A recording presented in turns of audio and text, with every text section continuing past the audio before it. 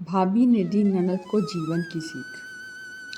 ट्रिंग ट्रिंग ट्रिंग ट्रिंग phone की घंटी बजती है और पाखी फ़ोन उठाती है। हेलो, कौन? सामने फ़ोन पर पाखी की भाभी बरखा थी। पाखी और बरखा ननद भाभी कम दोस्त ज़्यादा थी। बरखा ने फ़ोन पर कहा, पाखी, मैं कल तुम्हारे घर आ रही हूँ। तुम हमेशा शिकायत करती थी ना, भाभी आप मेरे घर नहीं आती हो। इस बार पक्का आ रही हूँ। इधर फ़ोन पर पाखी भी बहुत खुश हुई और खिलखिलाते हुए झांकने लगती है और कहती है, सच्ची भाभी? तब बरखा ने कहा, हाँ भाई, हाँ सच्ची, और दोनों फ़ोन रख देती हैं। अगली सुबह बरखा अपनी ननद पाखी के घर आती है और पाखी अपनी भाभी को देखकर खुशी के मारे झूमने लगती है। काफ़ी देर तक दोनों अपनी पुरानी बातें करती रहती हैं और साथ ही साथ दोनों घर का काम निपटाने लगती हैं। शाम के वक्त पाखी के पति विवान जी ऑफिस से घर आते हैं और बरखा को देखकर वो भी बहुत खुश होते हैं। बरखा और विवान भी एक दूसरे से बात कर ही रहे होते हैं कि विवान को देखते ही पाखी के चेहरे का नूर उड़ जाता है। वह विवान को देखकर खुश नहीं होती। आखिर क्यों? रात में सभी लोग डिनर खत्म करके सोने की तैयारी करते हैं। थोड़ी देर बाद विवान जी अपने दूसरे कमरे में चले जाते हैं। पाखी और बरखा दूसरे कमरे में।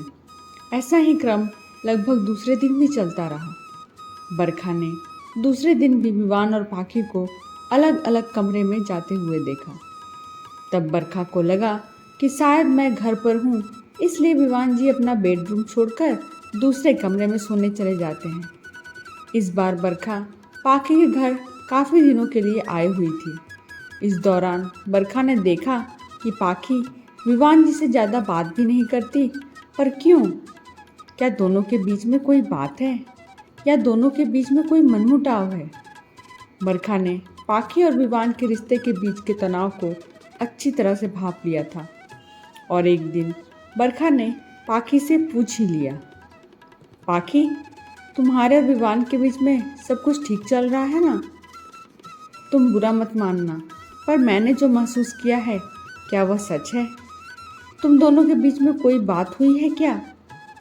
तब पाखी ने विवान के प्रति नाराज़गी जताते हुए बताया और कहा, भाभी, आप विवान की बात मत ही करो तो ठीक रहेगा।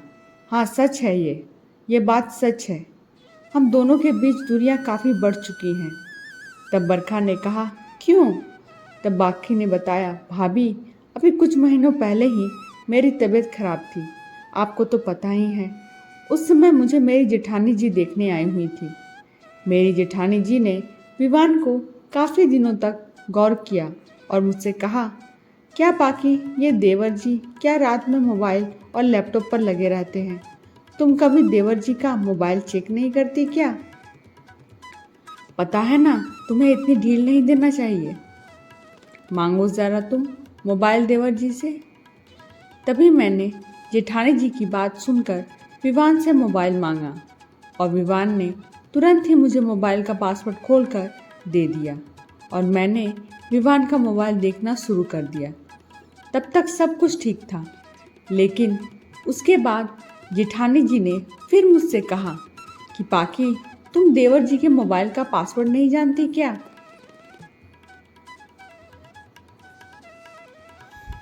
पर क्यों? ये तो सरासर तुमसे चोरी हुई ना।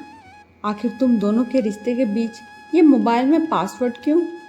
तब मैंने जेठानी जी से कहा, दीदी, इसकी कभी ज़रूरत ही नहीं हुई, क्योंकि जब भी मैं विवान से मोबाइल मांगती हूँ वो मुझे तुरंत ही पासवर्ड खोलकर दे देते हैं।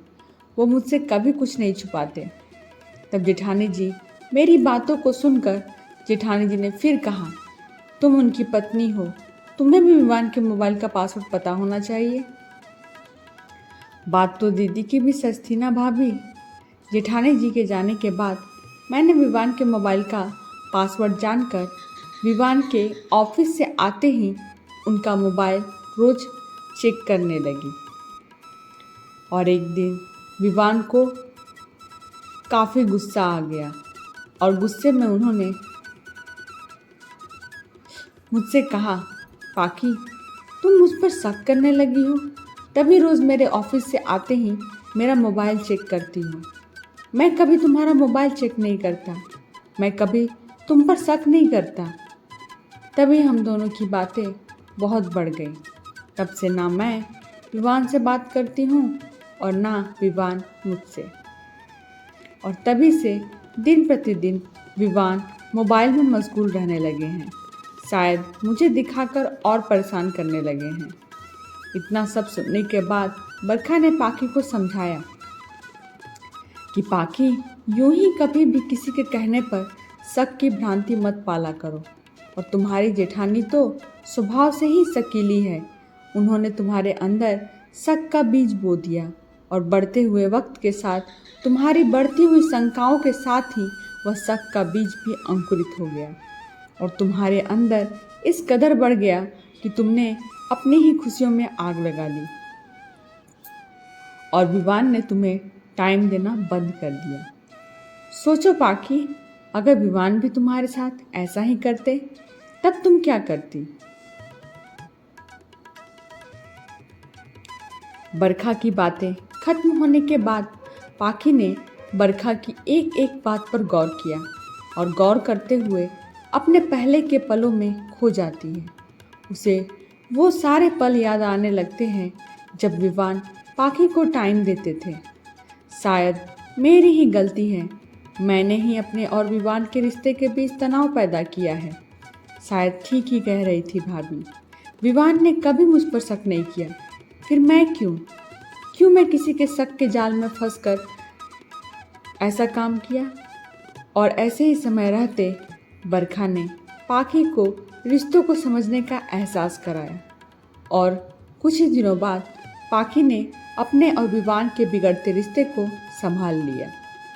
धीरे धीरे दोनों ही पहले की तरह खुशी खुशी रहने लगी।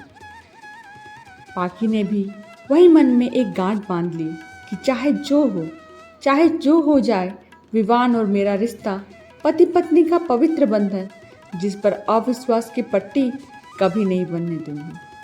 आशा है आज की कहानी आप लोगों को पसंद आई होगी। मेरे चैनल को लाइक करें, शेयर करें और सब्सक्राइब करें और हाँ, बेल आइकन को प्रेस करना ना भूलें ताकि मेरी आने वाली सभी वीडियोस की नोटिफिकेशंस सबसे पहले आपको प्राप्त हो।